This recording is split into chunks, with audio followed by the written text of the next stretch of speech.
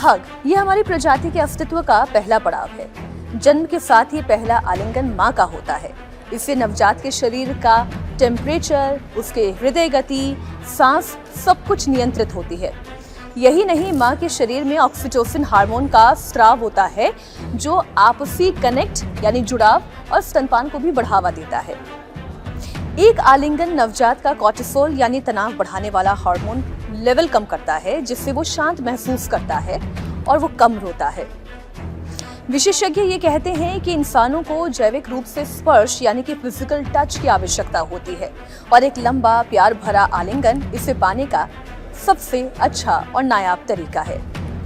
Northern Illinois विश्वविद्यालय में सामाजिक संबंधों पर शोध करने वाली प्रोफेसर सुजैन डेगस व्हाइट का कहना है कि गले लगने की हमारी जरूरत हमारी प्रजाति के अस्तित्व के लिए बहुत महत्वपूर्ण है। एक आरामदायक हग हमें सुखद एहसास देने वाले हार्मोन का प्रवाह हमारे शरीर में करता है। इतना ही नहीं, डेग्स व्हाइट ये कहती हैं कि जब हम गले मिलते हैं तो हमारा दिमाग ऑक्सीटोसिन के साथ ही सेरोटोनिन और एंडोर्फिन भी रिलीज करता है। स्टैनफोर्ड मेडिसिन और अन्य न्यूरोलॉजिकल अध्ययनों के मुताबिक एक टच यानी स्पर्श से शरीर की वेगस नर्व सक्रिय हो जाती है। ये दिल की धड़कन को धीमा करती है और ब्लड प्रेशर को कम करके शरीर को तुरंत रिलैक्स मोड में लेकर आ जाती है।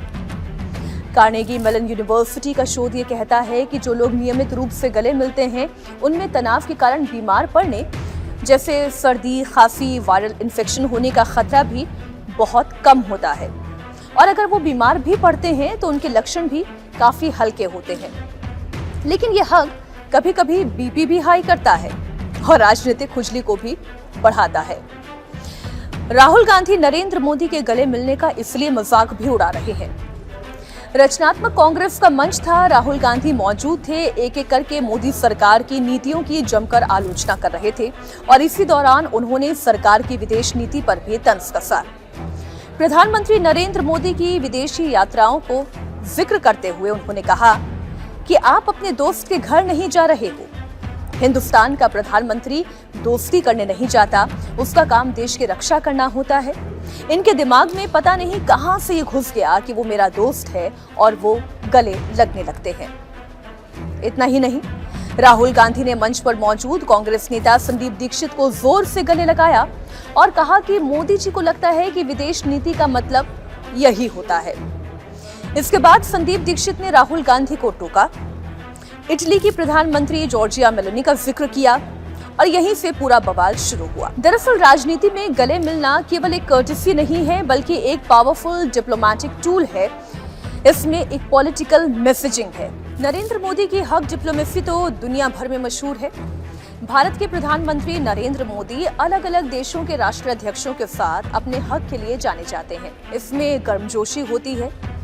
दो देशों का एक साथ मिलकर आगे बढ़ने की तीव्र इच्छा होती है, जिसे अंतर्राष्ट्रीय मीडिया में हग डिप्लोमेसी भी कहा जाता है।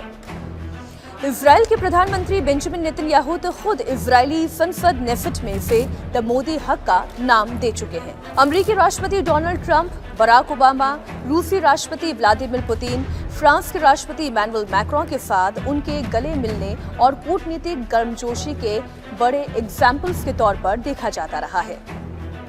ओबामा और मोदी जब साथ आए, गले मिले तो 2014 से 2017 के दौरान असैन्य परमाणु समझौते की रुकावट दूर हुई, रक्षा सहयोग बढ़ा, रणनीतिक साझेदारी से लेकर इंडो पैसिफिक रीजन में भारत की जियोपॉलिटिकल सिचुएशन बेहतर हुई।